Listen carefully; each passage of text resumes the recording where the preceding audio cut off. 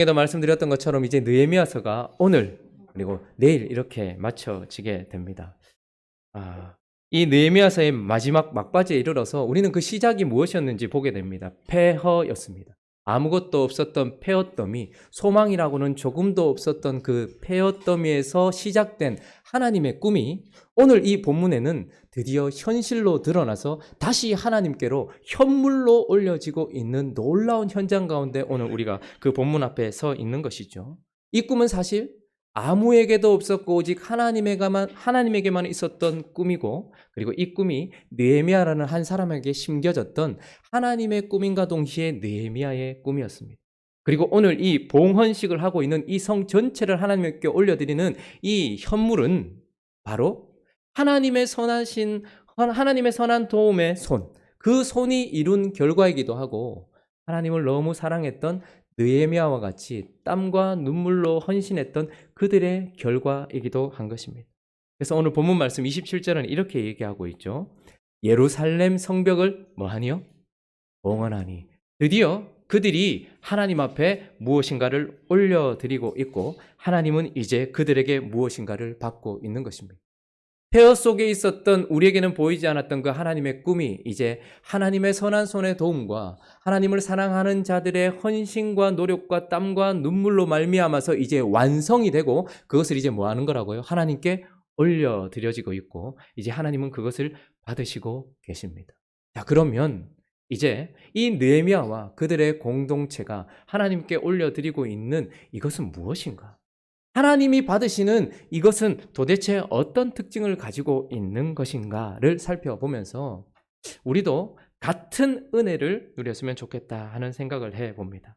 자, 그러면 이제 하나님께 드려지고 있는 이 성, 예루살렘 성, 하나님이 받으시는 성, 예루살렘 성, 이 성은 어떤 성인가? 먼저는 거룩한 공동체다, 이렇게 이야기를 하고 있습니다.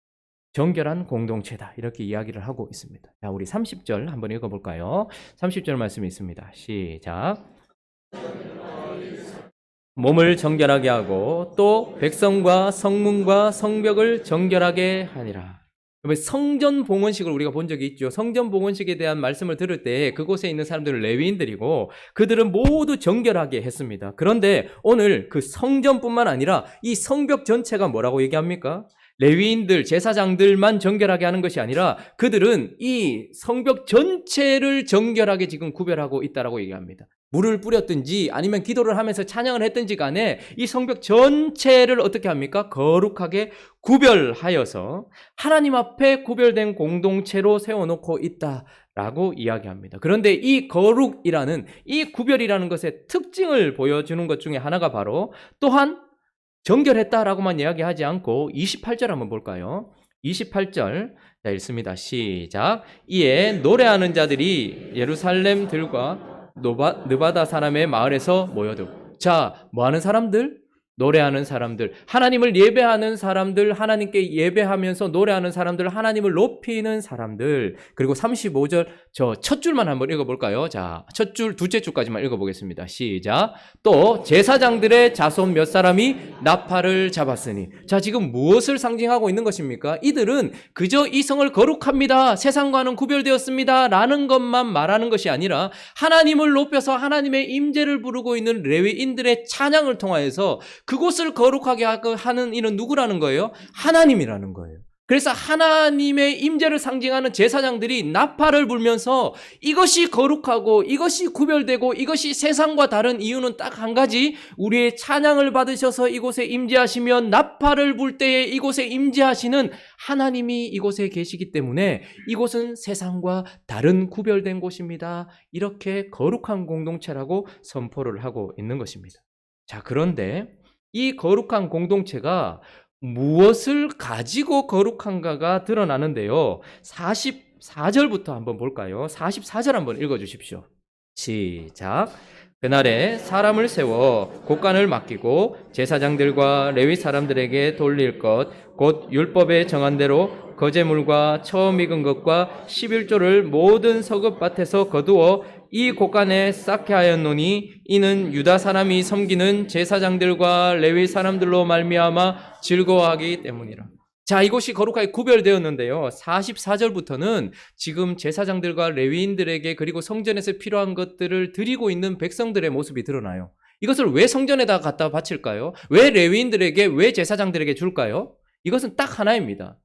하나님을 향한 예배가 끊어지지 않게 하기 위한 수단인 것입니다. 하나님과의 관계를 끊어지지 않게 만들겠다라는 거예요. 그러니까 지금 백성들이 레위인과 제사장들에게 헌물을 바치고 처음 난 것을 바치고 11조를 바치는 이유는 제사를 집례하는 그들을 통하여서 하나님과의 관계를 끊어지지 않게 하겠다는 하나님을 향한 사랑의 증거란 말입니다.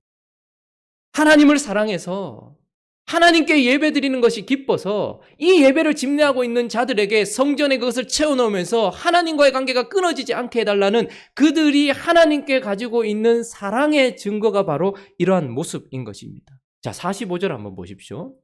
또한 그것을 받은 그들입니다. 자, 이제 레위인들과 제사장들은 보면 제가 읽어볼게요. 그들은 하나님을 섬기는 일과 결례의 일을 어떻게 했다고요? 힘썼으며 노래하는 자들과 문지기들도 그러하여 모두 다윗과 그의 아들 솔로몬의 명령대로 따라 행하였다라고 이야기합니다. 자, 백성들은 하나님을 사랑하는 마음에 성전 예배가 그쳐지지 않도록 하기 위하여서 예물을 드리고 애를 썼어요. 그런데 성전에서 섬기는 레위인들과 제사장들과 문지기들과 노래하는 자들은 또한 어떻게 합니까? 그들이 사랑했던 왕 다윗과 성전을 지었던 솔로몬이 명한 대로 하나님과의 관계를 끊어지지 않게 하기 위하여서 그들의 전부를 들여서 지금 예배하고 있는 모습이 보이는 거예요. 레위인들과 제사장들이 이렇게 한 이유는 또한 무엇입니까? 백성들에게 돈을 받아서요? 성전이 많이 차서 기뻐서요? 아니요. 하나님을 기뻐하기 때문인 거예요. 하나님을 사랑하기 때문인 것입니다. 자, 그래서 이 공동체는 거룩하게 구별되는데 어떻게 구별된 거예요? 하나님을 향한 사랑이 가득한 공동체로 구별되었다라는 것을 보게 되는 것입니다. 그래서 46절에 보면요.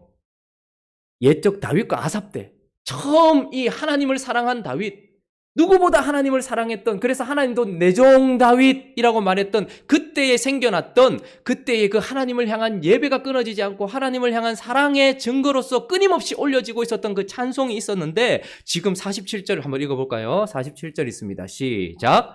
스룹바벨 때와 느헤미야 때에는 온 이스라엘이 노래하는 자들과 문지기들에게 날마다 쓸 몫을 주되 그들이 성별한 것을 레위 사람들에게 주고 레위 사람들은 그것을 또 성별하여 아론 자손에게 주었느니 그 옛날 다윗에게 있었던 다윗의 때에 있었던 그 놀라운 하나님의 사랑의 표현인 예배가 지금 마구마구 펼쳐지고 있다. 그 예배가 끊어지지 않게 하기 위하여 백성들 전체는 제사장과 레위인을 사랑하고 하나님을 사랑하는 마음으로 이것을 드리고 있고 레위인들 또한 자기들이 무엇을 받느냐와 상관없이 하나님을 사랑하는 마음으로 예배에 집중하고 있다. 그래서 이 공동체는 어떤 공동체요? 하나님을 지극히 사랑함으로 말미암아 거룩하게 구별된 공동체. 저 공동체를 보는 순간 저들은 하나님을 정말로 사랑하는 공동체구나 하는 것이 드러난 거예요. 또 하나 어떻게 구별되었는가가 나타나는 것이 43절인데 자, 한번 읽어주시겠습니까? 시작. 심히 즐거워하였으니 이는 하나님이 크게 즐거워하게 하셨음이라. 부녀와 어린아이도 즐거워하였으므로 예루살렘이 즐거워하는 소리가 멀리 들렸네. 자, 이날에 하나님을 향한 사랑 때문에 제사를 드리고 심히 즐거웠어요. 그러나 이들의 즐거움은 수직적인 즐거움만 있지 않습니다. 놀랍게도 부녀와 어린아이도 뭐 했대요? 즐거워했대요. 예루살렘 성 전체가 어떻게 했대요? 즐거워했대요. 기뻐했대요. 이 소리가 멀리까지 전파되었대요. 이 말은 무슨 말입니까? 그들이 가지고 있었던 거룩이라는 것 안에 가지고 있었던 그 사랑은 하나님을 향한 사랑일 뿐만 아니라 어떻게 해요? 옆에 있는 이웃을 향한, 형제를 향한 사랑으로 퍼져나갔다라는 거예요. 그러니까 이 공동체는 어떤 구별이 있었냐 하면 서로 사랑하는 공동체였다는 거예요. 근데 놀라운 사실은 부녀와 어린 아이도 즐거워하였다. 이걸 굳이 넣어요. 서로 사랑했다 이 정도가 아니라 그들의 사랑의 어떤 특징을 보여주는 것이 뭐냐면 부녀와 어린아이도 함께 즐거워했다는 거예요. 부녀와 어린아이는 도움이 필요한 손길들을 얘기할 때 쓰는 단어예요. 그리고 그들의 존재는 여전히 부녀일 것이고 어린아이일 거예요. 그 어린아이를 지키고 있는 사람들은 계속해서 성숙할 거고 이 아이는 커도 계속 그 사람 눈에는 어린아이일 거예요. 그런데도 불구하고 그러니까 이 공동체는 어떻게 보면 떠맡아야 될 사람들이 있었다라는 거예요. 제일 좋은 건 뭘까요? 이런 자들이 자신의 존재를 바꾸고 빨리 자라고 성숙해버리면 이들을 좀 누군가가 보호해주지 않아도 되는 그런 것들이 되겠죠. 그런데 이들은 존재적으로 누군가의 도움이 계속해서 필요한 거예요. 어떻게 보면 귀찮을 수 있겠죠. 여러분 저희 집에 저희는 아직까지 육아가 끝나지 계속되는 육아예요. 그래서 저희를 지금 오래간만에 보시는 분들은 제가 처음 갈 때 주화를 안고 갔었거든, 그 교회에. 그리고 나서 또 이 교회 옮기고 나서 다시 저를 만났는데 그 교회 옮기고 나니까 또 유나를 안고 있으니까 비슷하다. 근데 또 얼마 전 여기 와서 또 만났는데 또 예하를 안고 있으니까 늘 그런 거예요. 그러니까 저희 집은 지금 되게 힘들어요. 왜냐하면 부녀와 아이들이 있거든요. 밥을 먹는 것도 전쟁이에요. 그러니까 그런 입장에서 봤을 때 아빠, 엄마는 이 아이들이 어떻게 해요? 빨리 자랐으면 좋겠고 좀 컸으면 좋겠겠죠. 그러나 이 아이들의 변함이 없다 할지라도 이 아이들이 자라는 것이 목적이 아니라 그저 이 아이들과 함께 하면서도 즐거워할 수 있었던 공동체였단 말입니다. 세상은 전혀 다릅니다. 세상은 누군가가 나를 귀찮게 하고 내 손길이 가면 그 사람을 어떻게든 좀 너 빨리 자라라. 너 빨리 일어나라. 좀 빨리 변해라. 내 좀 귀찮게 하지 마라. 이게 세상의 방법이에요. 그리고 세상에서 부녀와 어린아이는 언제나 자기 존재를 바꿔야지 기쁨을 누릴 수 있습니다. 누군가의 도움을 받아야 되는 그 부녀가 힘을 가지든지 돈을 가지든지 뭘 가지든지 해야지 그 사람에게 기쁨이 있지. 세상이 누가 그들을 더 들떠봅니까? 어린아이들은요. 어떻습니까? 너 빨리 자라서 정말 이걸 가져야 돼. 힘을 가지든 스펙을 가지든 뭘 가지든 직장을 가지든 그래야지 너는 즐거울 거야. 그래야지 너 삶이 편할 거야. 그런데 이 공동체는 그런 공동체가 아니었어요. 부녀는 여전히 도움이 필요했고 누군가는 그 부녀를 담당해야 될 필요를 채워줘야 될 수고를 가지고 있었다 할지라도 그들을 그대로 기뻐하고 즐거워했고 부녀와 아이들도 여전히 그대로 그 모습대로 기뻐했어요. 교회는 이런 공동체여야 하는 줄로 믿습니다. 세상에 가치관이 들어와서 그래서 훈련하는 거 좋습니다. 양육시키는 거 좋아요. 그러나 훈련과 양육으로 그 사람을 성숙시키는 게 목적이라면 우리는 지금 길을 잃어버린 것입니다. 왜요? 우리가 어린아이들이 막 유치원 가면 정신없습니다. 학교 1학년 교실 가면 정신없어요. 5학년 교실이 좀 낫겠죠? 중학생이 좀 낫겠죠? 고등학생이 좀 낫겠죠? 대학생들이 좀 낫겠죠? 이제 좀 어느 정도 성숙하면 더 낫겠죠? 그러나 성숙하지 못한 사람들과 함께하고 있는 공동체는 힘들고 어렵지만 그래서 그들의 성숙을 위해서 최선을 다해야 되겠지만 그 성숙의 목표가 나 하나 편하고 마는 것이라면 그래서 그들도 성숙하지 않으면 결코 기뻐할 수 없고 성장하지 않으면 결코 기뻐할 수 없는 공동체라면 서로가 목적을 가지고 서로를 대하는 공동체 아닙니까?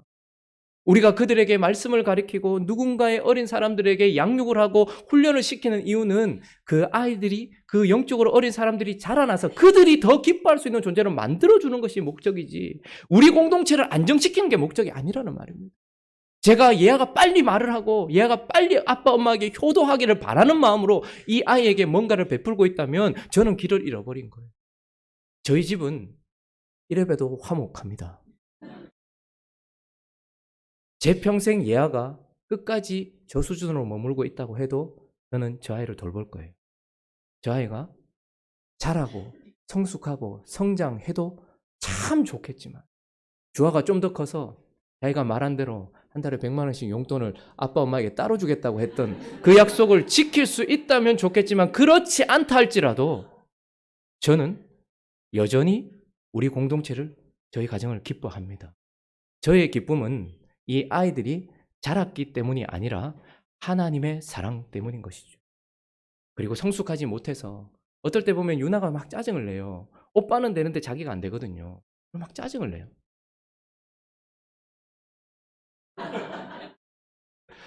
요즘에 예아가 또 그래요. 언니는 되는데 자기가 안 되거든요. 그런데 어쨌든 자기가 성숙하지 못하고 자기가 바라보는 사람만큼 살지 못한다 할지라도 그 사람들도 그 모습 그대로 있는 공동체라 할지라도 그래도 그들이 그 모습 그대로 오늘 이 본문 말씀처럼 그저 부녀와 어린 아이도 즐거워하였다. 그래서 우리의 목표는 성장이라는 변화도 아니요. 성숙이라는 변화도 아니라 사랑이라는 것. 그래서 그 소리가 예루살렘이 즐거워하는 소리가 거기에는 누릴 만한 사람들의 소리만 있었던 것이 아니라 부녀와 어린아이까지 그리고 그들을 돌봐야 했던 힘들고 어려운 일을 담당했던 사람들까지의 소리가 다 멀리 퍼져서 이 성은 정말 구별된 성이구나. 뭐로? 하나님을 향한 사랑으로 그리고 옆에 있는 사람들이 어떠한 모습이든 상관없이 사랑하는 그 사랑으로 구별된 공동체구나. 그래서 오늘 느헤미야와 이 백성들이 하나님께 올려드린 공동체는 바로 이런 거룩한 공동체라고 이야기를 하고 있습니다. 또 하나 이 공동체의 특징은 아까 장로님 기도 중에도 나왔는데 개혁되는 공동체다라는 것입니다. 개혁되는 공동체. 자, 우리 1절부터 3절까지 13장입니다. 이제 마지막 장에 왔어요. 느헤미야의 마지막 장이에요. 우리는 보통 이렇게 되면 뭘 기대할까요? 행복하게 잘 살았더라. 죄가 없었더라. 아주 좋았더라. 그 공동체는 흠이 없고 점이 없었더라. 이렇게 나가야 되지 않겠습니까? 그런데 자, 1절부터 3절까지 먼저 한번 읽어보죠. 시작. 그날 그 책에 기록하기를 암몬 사람과 모압 사람과 영원히 하나님의 총에 들어오지 못하리니 이는 그들이 영접하지 아니하고 도리어 발람에게 뇌물을 주어 저주하게 하였습니다. 그러나 우리 하나님이 그 저주를 돌이켜 복이 되게 하셨다 하였는지라. 백성이 이 율법을 듣고 곧 섞인 무리를 이스라엘 가운데에서 모두 자 3절 보니까 이 거룩한 공동체 하나님께 드려졌는 공동체인데도 불구하고 그곳에 뭐가 있었다고 얘기하는 거 아니까 섞인 무리가 있었다라고 이야기해요. 그런데 그들은 1절에 보니까 모세의 책에 낭독하기를 절대 하나님의 회에 들어올 수 없는 말씀이 허락하지 않은 사람들인데 거기에 섞여 있는 흠이 있었다라고 이야기를 하는 거예요. 자, 이 공동체는 어떤 공동체입니까? 이 공동체는 하나님께 드려진 공동체입니다. 거룩하게 구별된 공동체입니다. 그러나 한 가지 잊지 말아야 될 사실은 그럼에도 불구하고 완전하지는 않은 공동체였다라는 거예요. 그 가운데에 무엇인가 섞여 있는 흠이 있었던 공동체였어요. 그런데 이 공동체의 특징은 무엇이냐면 바로 말씀으로 말미암아 개혁되더라라는 거예요. 그래서 모세의 책을 낭독했는데 우리 가운데 하나님의 말씀과 합당하지 못한 것이 섞여 있다라는 것이 딱 발각되고 나서 3절에 다시 보니까 백성이 뭐하고 이 율법을 듣고 곧 섞인 무리를 이스라엘 가운데서 모두 분리하였다라고 이야기합니다. 무슨 말입니까? 이 공동체는 완전하진 않지만 말씀으로 말미암아 개혁되고 있는 공동체인 거예요. 우리는 완전함을 원합니다. 그러나 우리 개인을 봐서도 우리는 하나님께 구원받아서 하나님의 백성이 되어 천국 백성이 되었지만 그래서 의로는 완전하지만 여전히 우리 속에는 뭐가 남아있습니까? 죄가 남아있어서 우리는 오늘도 사실은 말씀 앞에 우리 자신을 깨트리며 싸워야 할 존재입니다. 그런데 이 공동체도 마찬가지인 것이죠. 아무리 그곳에 누가 있었습니까?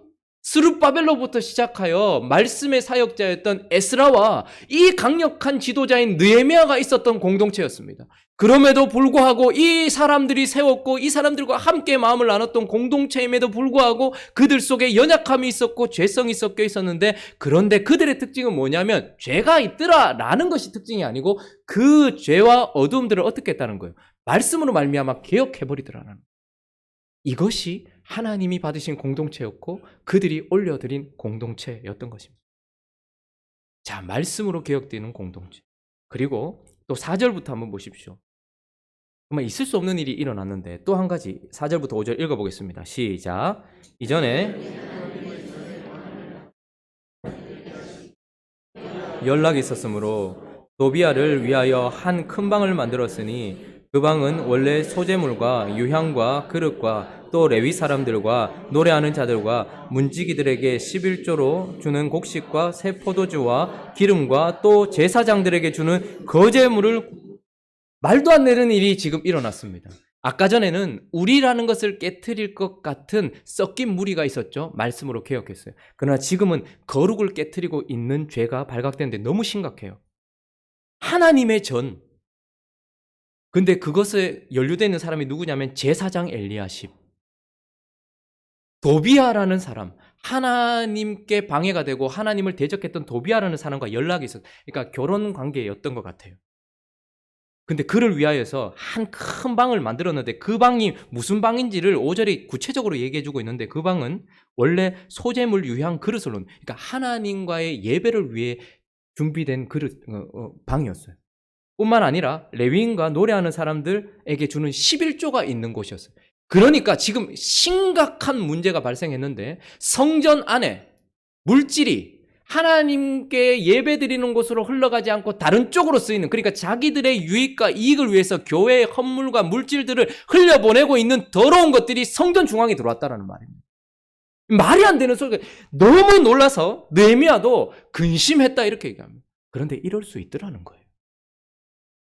이런 공동체일 수 있더라는 거예요. 근데 문제는 무엇인가? 이런 상황 속에서 이제 어떻게 했다라는 거예요. 8절, 9절 읽습니다. 시작. 내가 심히 근심하여 도비아의 세간을 그 방 밖으로 다 내어 던지고 명령하여 그 방을 정결하게 하고 하나님의 전에 그릇과 소재물과 유향을 다시 그리로 들여놓아. 아주 근심되었어요. 실망했겠죠. 낭망했겠죠. 어떻게 제사장이 돈 때문에, 그러니까 교회에서 대부분의 문제는 돈, 여자, 또 하나 뭡니까? 권력이에요. 앞선 사람들의 이런 모습들 때문에 거의 이렇게 됩니다. 그런데 지금 어떤 유익이 있었겠죠. 이렇게 하면서 돈이 다른 쪽으로 흘러갔을 거예요. 그것 때문에 지금 도비아를 하나님의 전 방, 근데 여기 원어에 보니까 방들이라고 돼 있어요. 하나만 내준 게 아니에요. 방들을 내줬어요. 그러니까 지금 하나님께 예배드려야 되는 이 상황 속에서 거기에 써야 되고 성도들을 위해 써야 되는 그 예물들을 가지고서 나눠 먹은 거예요. 이런 말도 안 되는 일이 이 공동체 안에 있었는데 그때 어떻게 했습니까? 근심해서 끝나지 않죠. 8절에 보니까 내가 근심하여 어떻게 했대요? 도비아의 세간을 그 방에서 밖으로 던지고. 이 공동체는 말씀으로 개혁되어질 뿐만 아니라 죄를 버리면서 개혁되는 공동체인. 우리 공동체 안에도 죄가 발견될 수 있겠죠. 어떻게 이럴 수 있냐? 저 사람 어떻게 저럴 수 있냐? 여러분, 근심하고 노여워하고 끝나는 것이 우리의 목적이 아닌 것입니다. 그것이 발견되었을 때는 하나님의 말씀에 의거하여서 그것을 어떻게 하는 거예요? 다시 바로 잡는 거예요. 그래서 이 공동체는 개혁되되 말씀에 의거하여 개혁될 뿐만 아니라 어떤 방향으로? 죄를 버리는 방향으로. 끊임없이 우리 공동체 안에도 이런 일들이 일어나겠죠. 여러분, 교회가, 죄 없는 교회가 어디 있겠습니까? 완전한 교회는 이 땅에 없습니다. 천상에 있는 교회 이외에는 없습니다. 그런데 그걸 욕하고 하는 건 누구나 다 할 수 있어요. 그런데 그 공동체들이 해야 될 일은 무엇입니까? 죄가 발견된 때 하나님께서 그것을 발견시켜 주는 것은 은혜잖아요. 여러분, 심각한 병에 걸렸는데 전혀 증상도 없고 그냥 이렇게 있다가 가버린다. 이건 정말로 저주잖아요. 근데 교회 안에 죄가 발각됐다. 이건 은혜인 거예요. 고치라는 거예요. 그러면 어떻게 해야 되는 겁니까? 근심에서 멈추지 않고 어떻게 합니까? 던지는 거예요. 죄는 버리는 거예요. 우리 공동체 안에 있는 죄를 버리는 거예요. 하나님께 올려드렸던 공동체는 그런 공동체였다라고 이야기를 해요. 뿐만 아니라 10절부터 12절 말씀을 읽어보면 이들이 하나님의 말씀에 따라 개혁되는데 그 방향이 죄를 버리는 것뿐만 아니라 또다시 어떤 방향으로 개혁되냐 하면 하나님과의 관계를 회복하는 방향으로 또다시 이것을 개혁을 하고 있는 걸 보게 됩니다. 10절부터 12절까지 읽어보겠습니다. 시작.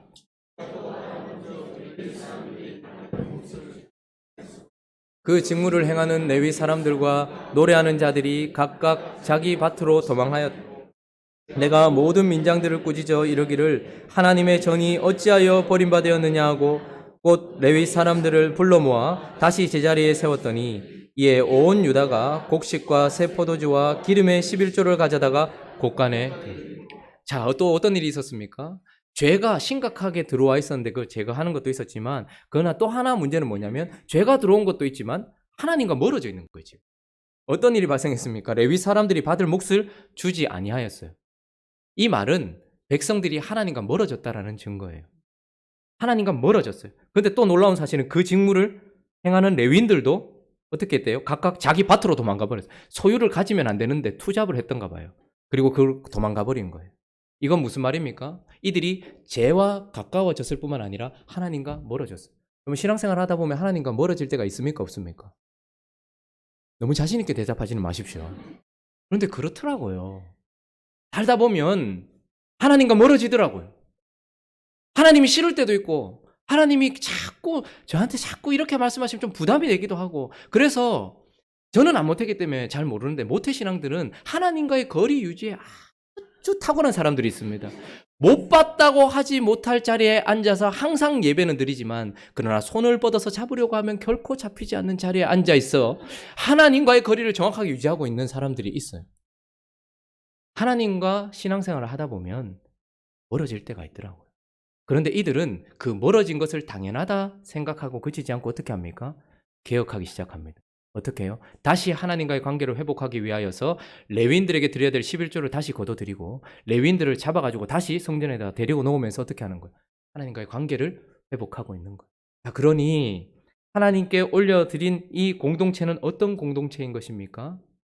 완전하진 않지만 그러나 말씀의 영향을 받아서 죄로부터는 끊임없이 멀어짐과 동시에 하나님께 다가가기 위하여는 끊임없이 애쓰고 있는 개혁되는 공동체였다라고 이야기하는 겁니다. 그래서 종교개혁 이후에 생겨난 우리 한국 교회를 가지고 무슨 교회라고 합니까? 개혁교회 이렇게 이야기합니다. 그래서 개혁주의를 표방하고 있는 개혁교회. 개혁교회는 끝까지 하나님 앞에 설 때까지 우리 자신을 거룩하게 죄로부터 버리고 죄를 버리고 하나님께 나아가는 공동체라는 뜻입니다.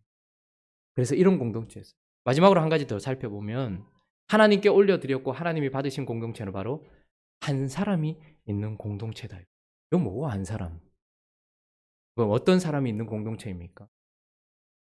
이 성벽이 어떻게 해서부터 시작되었습니까? 물론 폐허 속에 있었던 하나님의 꿈에서부터 시작되었지만 누구에게 그것이 시작이 되었습니까? 느헤미야 한 사람. 그래서 하나님의 마음으로 울었고 하나님의 마음으로 1200에서 1600km 떨어진 그곳을 수상궁을 버리고 폐허로 달려갔던 그 한 사람 느헤미야.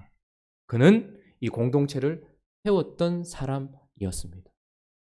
그러나 그는 또한 그대로 공동체만 세운 사람이 아니었죠. 자, 우리 6절부터 7절 한번 읽어볼까요? 6절 7절 시작. 그때에는 내가 예루살렘에 있지 아니하였느니라. 바벨론 왕 아닥사스다 32년에 내가 왕에게 나아갔다가 며칠 후에 왕에게 말미를 청하고 예루살렘에 이르러서야 엘리야십이 도비아를 위하여 하나님 전 뜰에 방을 만든 악한 일을 안지라. 자, 그때에는 이라고 얘기하는데 느헤미야가요. 여러분 느헤미야는 이런 말을 제가 좋아하지는 않다고 말씀드렸습니다. 그러나 달리 표현할 방법이 없어서 평신도였어요. 자기 직업을 가지고 있는 자였어요. 그런데 그가 왕에게 허락을 받고 지금 폐허에 와서 공동체를 세웠잖아요. 그게 아닥사스다 20년이었어요. 근데 지금 몇 년? 32년에 12년 가까이를 이 공동체를 세우는데 자기의 전부를 투자했던 사람이었어요. 그런데 어떻게 됩니까? 돌아가야지요. 그래서 돌아갔던 것 같아요. 그런데 지금 그가 돌아가고 난 그 부재의 시간과 장소에 죄가 들어오고 하나님과 멀어진 것이 일어났고 하나님은 그것을 깨닫게 하셨어요. 그래서 그가 또 어떻게 합니까? 다시 돌아와요. 뭐 하기 위해서? 이 공동체를 지키기 위해서. 느헤미야는 하나님께 전부를 들여서 이 공동체를 세운 사람이기도 하지만 지금 왕에게 허락을 받고 필요할 때면 언제든지 이곳에 자기의 마음을 들여서 어떻게 하려고요? 이것을 지키기 위하여서 공동체를 지키는데 자기 자신을 드리는 한 사람인 거예요. 뿐만 아니라 14절 한번 보십시오. 읽어보겠습니다. 14절 시작. 나를 기억하옵소서. 내 하나님의 전과 이 모든 직무를 위하여 내가 행한 선한 일을 우리 이걸 아주 감동스럽게 읽어야 됩니다. 또다시 1600km, 1200km에서 1600km를 달려왔어요. 12년 동안 이 공동체 세우는데 자기 전체를 들였던 사람이 세우고 나서 가보니까 또다시 죄와 하나님과 멀어진 이 현상을 보면서 얼마나 낙방되었겠습니까? 낭망되었겠어요. 그런데도 다시 한달음에 달려와서 지금 이것을 지키기 위하여서 자기의 전부를 투자하고 있는데 그런데 그가 또 뭐라고 얘기하는 거 아닙니까? 내 하나님이요. 그의 주어는 언제나 자기 자신이 아니에요. 하나님이에요. 내 하나님이요. 이 일로 뭐 해달래요? 나를 기억. 여러분 다른 거 구하는 거 아니에요. 복을 구하거나 하나님 내가 좀 힘을 더 주십시오. 이런 게 아니고 그저 기억만 해주십시오. 내가 이 공동체를 세운 거 다 잊어버려도 됩니다. 세대는 다 잊어버릴 거예요. 그러나 하나님 기억해 주십니다. 하나님 내가 다시 달려왔어요. 12년 동안 내 전부를 투자했는데 또다시 죄와 하나님과 멀어진 이 현상을 볼 때에 너무 근심되고 낭망되지만 그러나 내가 다시 하나님의 마음으로 이걸 이렇게 세웁니다. 라고 이야기하면서 이런 나를 기억해 주세요. 이거면 됩니다. 라고 이야기하면서 그가 기도하는 것은 무엇인가 하니까 내 하나님의 전과 이 모든 직무를 위하여 내가 행한 선한 일을 기억해 달라는 것이 아니라 그걸 도말하지 말라는, 내가 했던 이것이 실효되어질 수 있도록 하나님 계속해서 역사해 주세요. 나는 최선을 다해서 내 일을 할 테니 하나님은 나의 일을 받으시고 이 일, 도비아를 끌어낸 일과 그리고 레위인들을 다시 앉힌 일, 그리고 내가 이 개혁되는 공동체를 위해 한 일이 결과되어질 수 있도록 하나님께서 역사해 주세요. 그게 그의 기도의 전부였던 것이죠. 이 일은 느헤미야라는 한 사람의 기도로 시작해서, 이 느헤미야서는 내일 이제 살펴보겠지만 한 사람 느헤미야의 기도로 맞춰지고 있는 것을 보게 됩니다. 저는 이 한 사람만 있으면 이 공동체 하나님께 충분히 올려드릴 수 있다고 믿는 사람입니다. 공교롭게도 저는 하나님께 말씀을 받고 사역자로 설 때에 하나님께서 제게 주셨던 말씀도 한 사람이었습니다. 바울이 아시아로 복음을 전하려고 가려고 했을 때 계속해서 막히다가 그에게 환상 가운데 하나님께서 뜻을 보이셨는데 마게도냐 한 사람이 그에게 와서 우리를 도우라 말해요. 자기가 가지고 있었던 계획 전부를 내려놓고 선교 단체 전체를 움직이는데 유럽 전역도 아니고 유럽 전체도 아니라 마게도냐 여러 사람도 아니고 한 사람이 와서 우리를 도우라 했는데 그 한 사람이 복음의 방향 전체를 바꿔버린 거예요. 저는 행복한 우리 교회도 어린아이와 부녀가 많아도 상관없다고 생각합니다. 그러나 느헤미야와 같은 한 사람이 있다. 기도로 시작을 해서 기도로 마무리하고 세우는데 자기 자신 전부를 드리고 지키는데 자기 자신의 전부를 드리는 이 한 사람이면 충분하다라고 믿습니다. 이 봉헌식 아주 이 뭐라 해야 될까요? 감격스러운 이 봉헌식에 올려 드려진 이 성, 이 공동체는 바로 어떤 공동체입니까? 거룩하게 하나님을 사랑하고 이웃을 사랑하는 공동체. 완전하진 않지만 말씀에 의하여서 죄를 버리고 언제나 하나님께 가까이 가기를 원하는 공동체, 그리고 이것을 세우기 위하여서 자기의 전부를 드리고 지키기 위하여 자기의 전부를 드려서 기도로 시작하여 기도로 끝내는 이 한 사람이 있는 공동체, 그런 공동체가 하나님이 받으신 공동체요, 그들이 올려드린 공동체. 느헤미야 마지막까지 왔어요. 저는 꿈이 없던 사람이었습니다. 여러분들은 꿈을 아직 가지고 계십니까? 여기 젊은 청년들 말고 우리 장로님도, 집사님도, 우리 80이 넘으신 우리 권사님도 꿈을 가지고 계시는지 모릅니다. 여러분들의 꿈은 무엇입니까? 꿈이 있다는 것은 참 좋은 것 같아요. 왜냐하면 나를 강력하게 일으키고 넘어져도 일으키는 힘. 근데 저는 30이 넘어도 꿈이 없었습니다. 그러다 보니 그냥 흐르는 시류대로 흘러가야 되겠다 생각해서 저는 가늘고 길게 가는 것을 선택했어요. 남자가 굵고 짧게, 굵고 짧으면 별로 안 좋은 것 같아요. 가늘고 길게 가자. 그래서 막 생각을 하다가 공무원이 되어볼까. 그래서 공무원 공부도 꽤 해봤고요. 그러다가 내가 하나님께 찬양 드리는 사람이 되었으면 좋겠다 해서 찬양 사역자가 되려고 찬양 사역의 길로 들어섰습니다. 그러면서 라디오 방송도 진행하면서 밤이 깊은 동산에서 이러면서 라디오도 진행하고 찬양 사역자가 돼요. 근데 찬양을 인도하다 보니까 제 마음에 계속해서 들어오는 것은 우리 모두를 찬양하게 하는 이유가 뭔가? 멋진 세션과 좋은 멘트, 그리고 우리를 흥겹게 만들고 감동시키는 음악인가? 하나님이 저에게 어떤 마음을 주셨냐면 진짜 하나님을 찬양하는 것은 하나님을 알아야 하나님을 찬양할 수 있다. 음악이 없이 하나의 기타를 들고 한다 할지라도, 반주가 틀려지는 피아노에 맞춰서 한다 할지라도 하나님을 알면 진짜 찬양을 할 수 있다. 그러면 하나님을 알게 하는 것이 무엇입니까? 라는 질문 앞에 하나님이 말씀이라고 얘기하셨고, 나는 네가 말씀을 전하는 사역자가 되었으면 한다라는 마음을 주셔서 그때 제 마음이 한번 쿵 했습니다. 처음이었죠. 그래서 저는 2008년에 사역자가 되기로 결심을 하고 돌아섰습니다. 그리고 그때쯤 제 옆에 있었던 사람들은 다 선교사님들이었고 저는 선교단체에 있었습니다. 그래서 저는 말씀을 전하는 선교사가 주님의 비전인 줄 알고 그렇게 달려가고 있었는데 하나님은 계속해서 막으셨어요. 복음이 없는 곳에 말씀을 전하겠습니다라고 나라들을 돌아보고 있었던 7년 동안 어떤 나라도 제 마음에 들어오지 않았어요. 그저 제 마음에 들어왔던 것은 복음을 전하겠다고 나간 사람들의 미성숙함, 그들의 아주 부족함, 이런 것들이 보였어요. 그러면서 하나님께서 교회의 복음이 필요하다, 현장을 지키는 것이 필요하다라는 마음을 주셔서 목사가 되기로 결심을 했습니다. 가슴이 뛰었습니다. 그런데 그렇게 10여 년을 사역하다가 길을 잃어버렸어요. 여러분도 아시다시피 교회에서 사역하는 것이 쉽습니까? 교회만큼 말 많은 곳이 없고, 교회만큼 싸움이 많은 것도 없고, 교인만큼 강한 사람도 없어요. 근데 전부 다 주님을 위해서 그런대요. 그러니까 교회만큼 상식이 안 통하는 것도 없어요. 거기서 10년 동안 사역하다 보니까 와, 이거 내가 그때 말씀을 잘못 받았다, 이런 생각이 들면서 뭘 해야 될까? 근데 저의 가슴을 뛰게 하는 게 없는 거예요. 뭘 해야 될지 모르겠네요. 그러다 보니 또다시 시류에 밀려서 개척이냐 담임 목사로 청빙받냐 두 간데, 그래서 하나는 결국은 이제 제가 부목사니까 담임이 되는 것, 그 길만 남았. 전혀 제 가슴이 뛰지 않는 거. 와, 담임 됐으면 좋겠다, 막 뛰면 얼마나 좋겠어요. 그런데 담임 되면 이런 분들과 함께 다 책임져야 된다라는 그런 생각을 하다 보니까 부목사가 더 편하고 좋다, 쭉 가는 원로 부목사가 되자, 이런 생각도 해봤단 말이에요.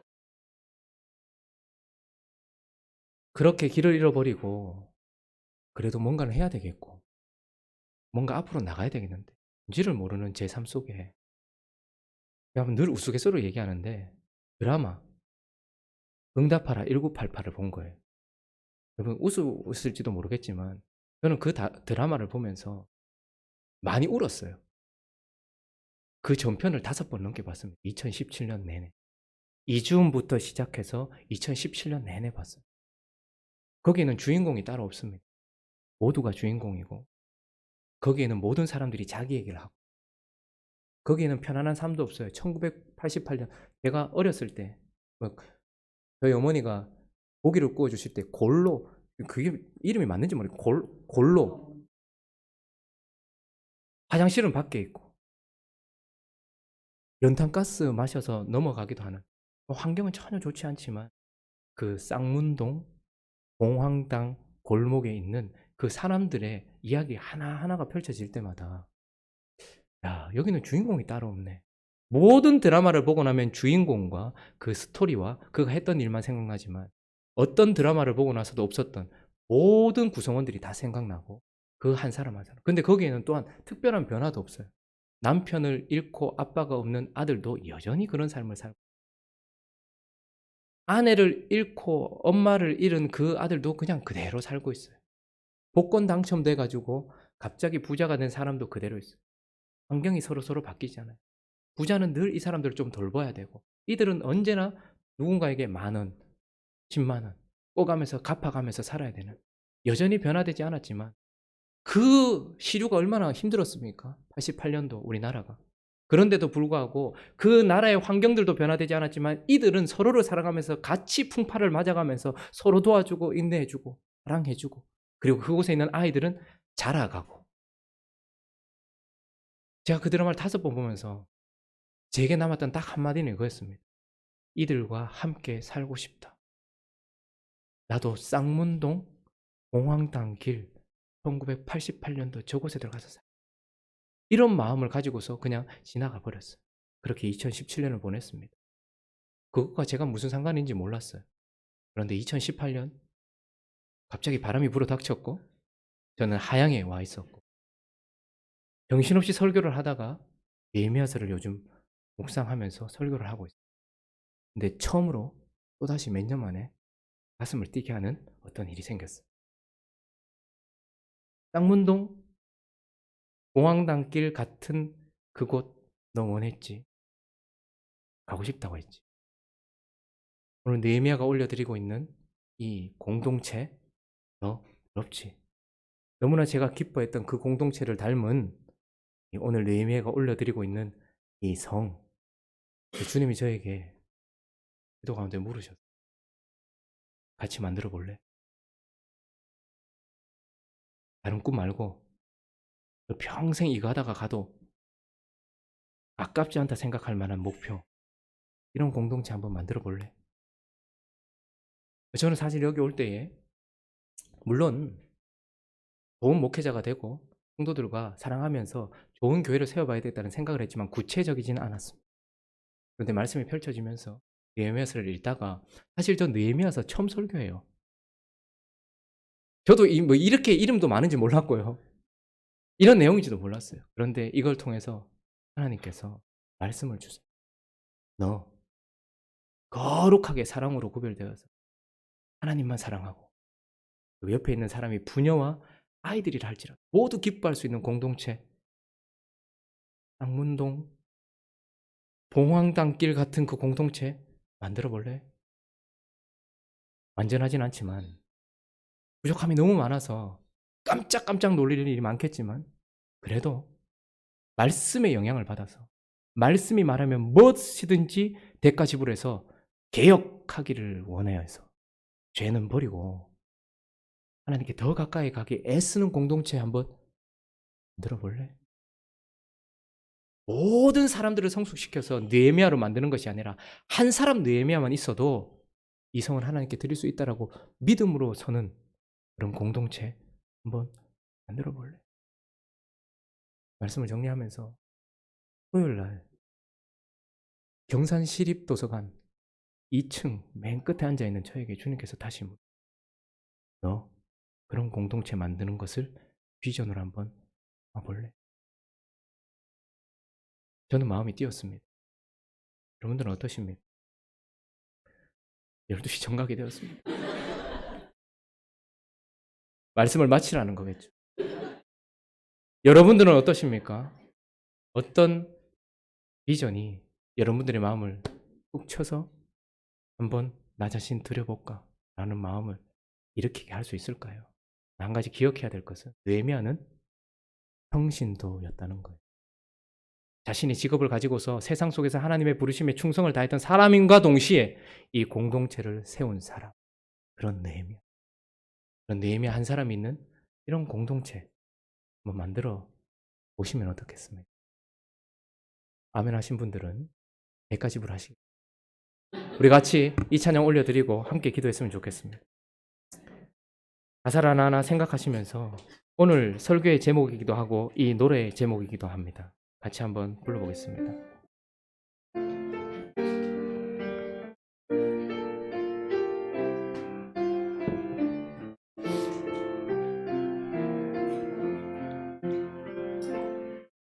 진정한 예배가 숨쉬는 교회, 주님이 주인 되시는 교회, 믿음의 기도가 쌓이는 교회, 최고의 찬양을 드리는 교회, 말씀이 살아 움직이는 교회, 성도의 사랑이 넘치는 교회, 섬김과 헌신이 기쁨이 되어 열매 맺는 아름다운 교회, 주님의 마음 닮아서 이웃을 사랑하는 교회, 주님의 영광을 위해서 빛 대신 주님 전하는 교회, 사랑의 불꽃이 활짝 피어나 날마다 사랑에 빠지는 교회, 주께서 사랑하는 우리 교회가 이런 교회대. 우리 한 번 더 고백하겠습니다. 진정한 예배가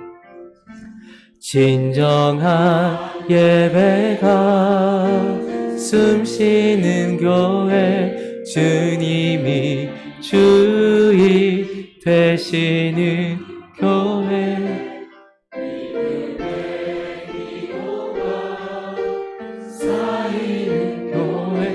최고의 찬양을 드리는 교회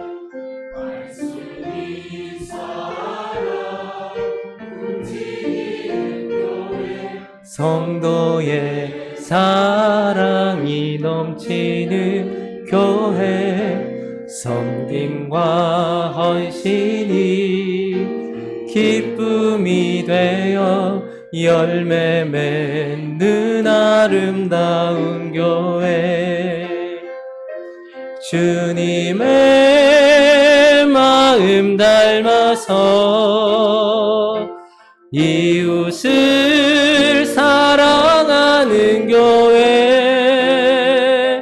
주님의 영광을 위해서 빛 대신 주님 전하는 교회 사랑의 불꽃이 활짝 피어나 날마다 사랑에 빠지는 교회 주께서 사랑하는 우리 교회가 이런 교회 되게 하소서. 우리 시간 함께 한번 기도했으면 좋겠습니다. 이곳이 다른 교회랑 뭐가 다를까요? 우리는 무엇을 보고 신앙생활을 하면 될까요?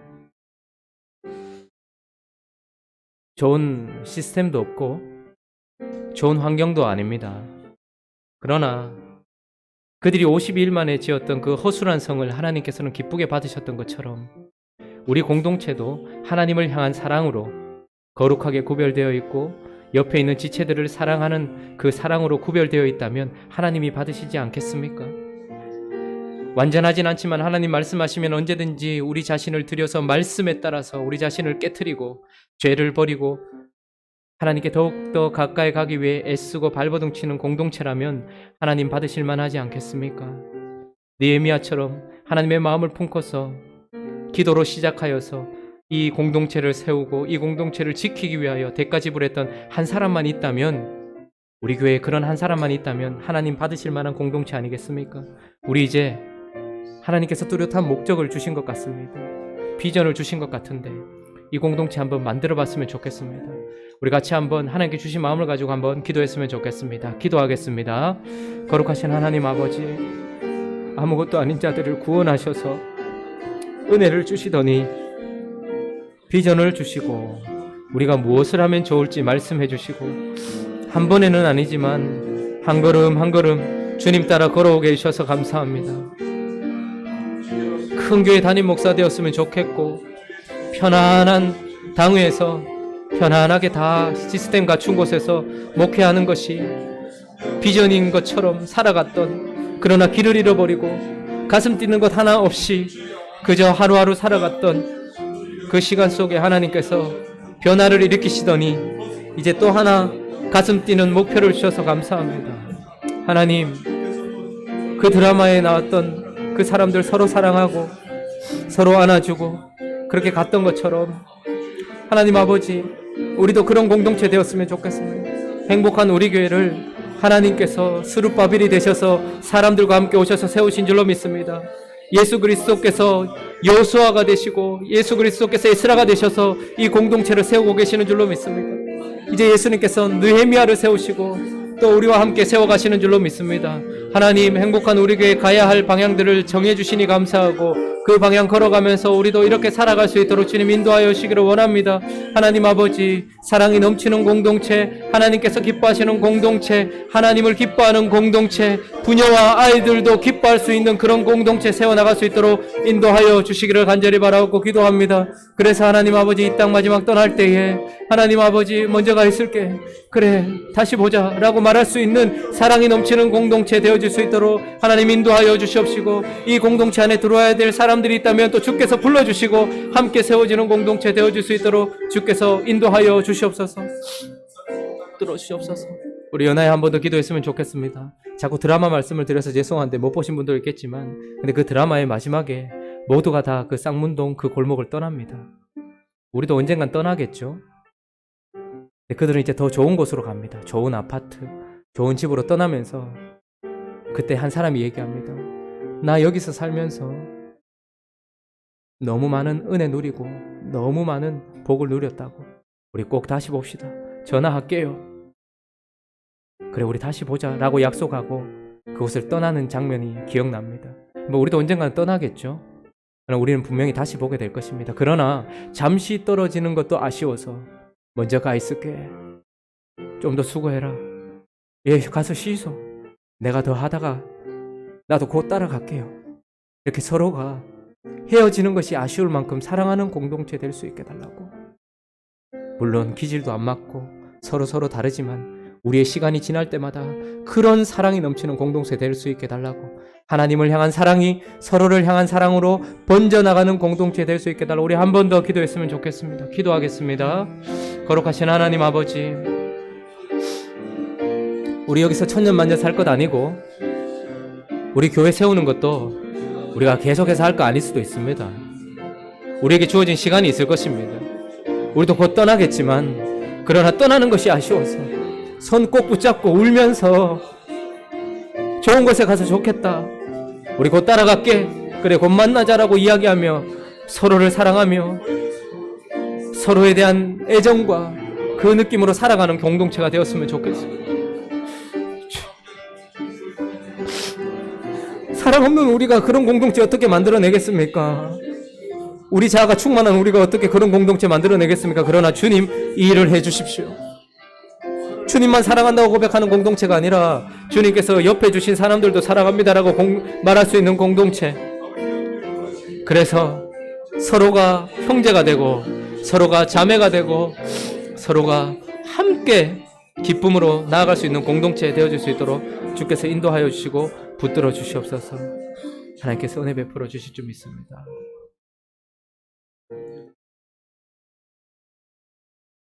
사랑하는 하나님 아버지, 나이가 든다고, 환경이 바뀌었다고, 현실에 깊이 뿌리 내렸다고 꿈이 사라지는 것은 아닌가 봅니다. 우리 모두에게 하나님께서, 주님께서 주신 꿈들이 심겨졌으면 좋겠습니다. 사랑하는 하나님, 행복한 우리 교회가 이곳에 세워지고 주님과 함께 걸어가면서 주의 말씀에 귀 기울이다 보니 우리가 생각한 것보다 훨씬 큰 그림을 가지시고 폐허 같은 우리 삶 속에 찾아오셔서 주신 그 꿈을 이루어 가시는 하나님을 깨닫게 됩니다. 하나님, 계속해서 말씀해 주시고 계속해서 그 말씀을 따라서 걸어가다가 주님을 기뻐하고 주님이 기뻐하시는 공동체로 우리도 이런 봉헌식 할 수 있는 행복한 우리 교회 되어질 수 있도록 도와주시옵시고 이런 한 사람 세워 주시옵소서. 주께서 함께하여 주실 줄 믿고 감사드리며 우리 주 예수 그리스도의 이름으로 기도합니다.